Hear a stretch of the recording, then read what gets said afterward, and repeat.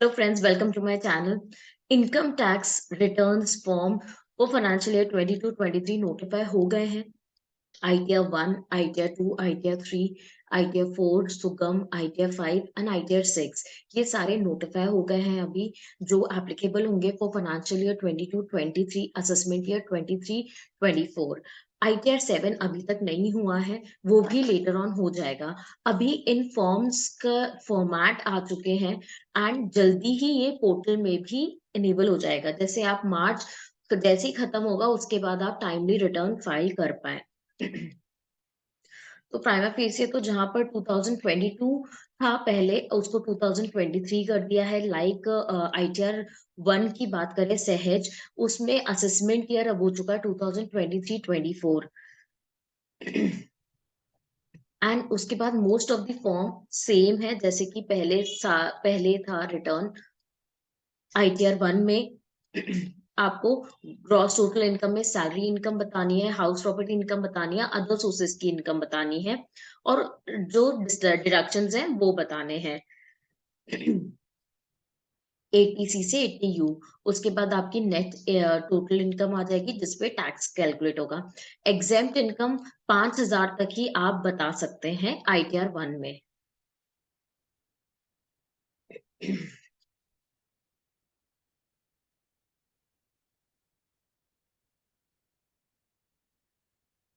ITR 2 की बात करें तो ITR 2 individual and HOF not having income from business and profession file करते हैं. आईटीआर 2 इंडिविजुअल और एचओएफ है तो आप फाइल कर सकते हैं. और पीजीबी की इनकम आपकी नहीं होनी चाहिए. इसका मतलब है आपकी सैलरी से इनकम हो, हाउस प्रॉपर्टी से इनकम हो, कैपिटल गेन से इनकम हो, अदर सोर्सेज से इनकम हो. इतनी इनकम है तो आप आईटीआर 2 फिल करेंगे अगर आप इंडिविजुअल और एचओएफ हैं.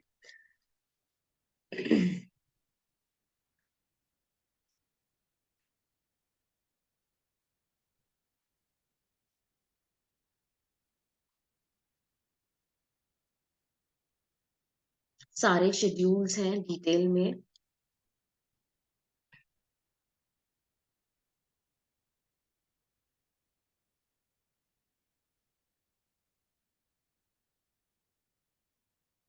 अगर आपकी फॉरेन इनकम से रिलेटेड इनकम है और आप रेसिडेंट हैं और रिबेट क्लेम कर रहे हैं डीटीडबलए की, तो भी आप आईटीआर 2 फाइल करेंगे. अगर आपकी सैलरी से रिलेटेड फॉरेन इनकम है या डिविडेंड से रिलेटेड है अदर देन पीजीबीपी, अगर पीजीबीपी है तो आपको आईटीआर 3 फाइल करना होगा.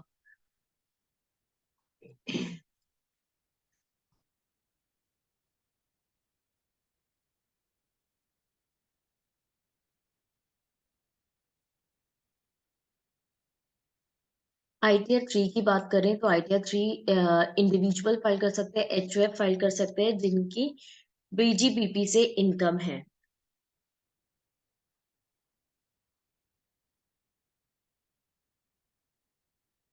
अब आपके अगर पांचों हेड से इनकम है, आप रेसिडेंट हैं, नॉन रेसिडेंट हैं, तो आप आईटीआर 3 फाइल करेंगे. आईटीआर 3 फुल फ्लेज रिटर्न है.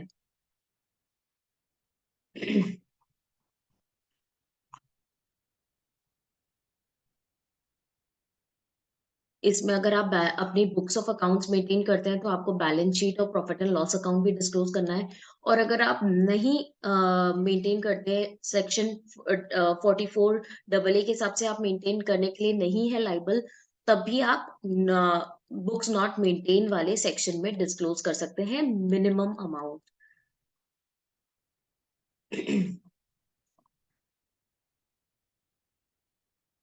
आईटीआर 3 के बाद आएगा आईटीआर 4 जो कि सुगम है. अगर आपकी प्रिजम्पटिव टैक्सेशन से इनकम है, आप प्रिजम्पटिव टैक्सेशन का बेनिफिट उठा रहे हैं, तो आप आईटीआर 4 डायरेक्टली फाइल कर सकते हैं. उसका नाम सुगम है.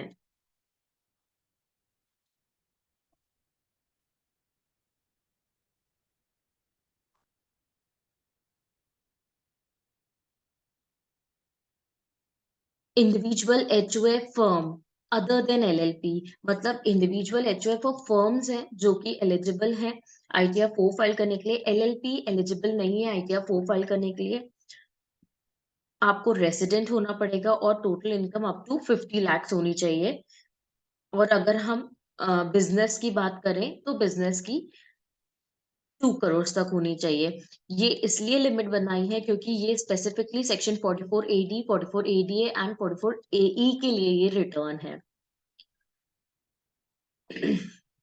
तो याद रखें, आप रेसिडेंट इंडिविजुअल हैं, HOF है या फर्म है अदर देन LLP, तभी आप ITR 4 फाइल करेंगे और आप प्रिजम्पटिव टैक्सेशन का बेनिफिट ले रहे हैं। इसमें ग्रॉस सैलरी की इंफॉर्मेशन भी आती है, हाउस प्रॉपर्टी की इंफॉर्मेशन भी आती है और अदर सोर्सेज की इंफॉर्मेशन आती है। इसी के साथ साथ अगर आपकी कैपिटल गेन से रिलेटेड इनकम है तो कैपिटल गेन के लिए आपको अगेन ITR 3 में जाना पड़ेगा, अगर आपकी प्रिजम्पटिव टैक्सेशन ही क्यों ना हो, क्योंकि प्रिजम्पटिव टैक्सेशन ITR 3 में भी है। स्पेसिफिकली अगर आपकी प्रिजम्पटिव टैक्सेशन वाली इनकम है तो आप ITR 4 पे जाए, बट इसके साथ आपकी कैपिटल गेन की इनकम भी है तो आपके लिए ITR 3 एडवाइजेबल है। देन ITR 5 की हम बात करें तो वो अदर देन इंडिविजुअल और HOF के लिए है, और कंपनी, ये 3 पर्सन्स को हटा दें, मतलब फर्म, LLP, AOP, इन सब के लिए ITR 5 है।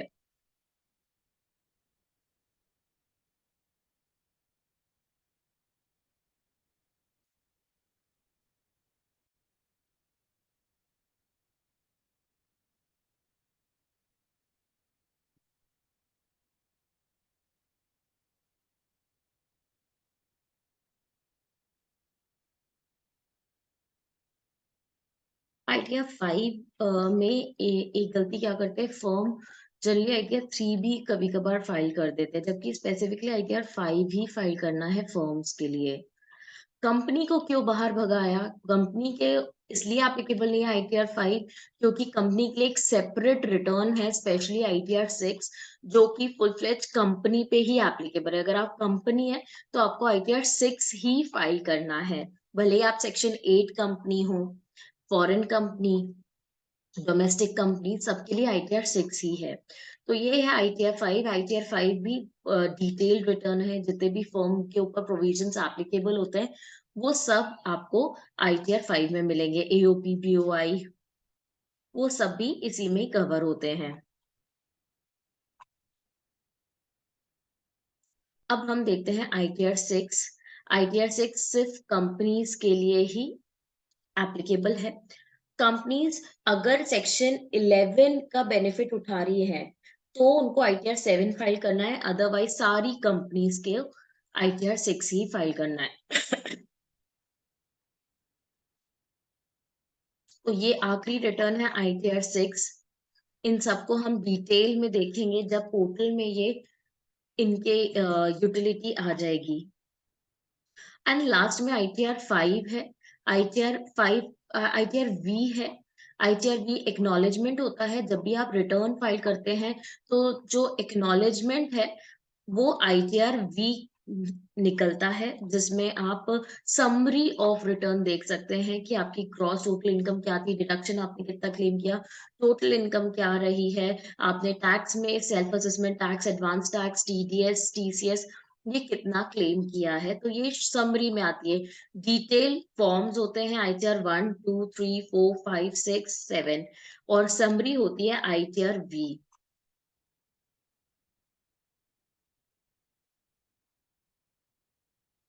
ये है ITR V, जो कि Indian income tax return verification form है, where the data of the return of income in form Sahaj ITR 1, ITR 2, ITR 3, सुगम ITR 4, ITR 5, ITR 7 field but not verified electronically. तो इस फॉर्म में आपका ITR V जनरेट होता है।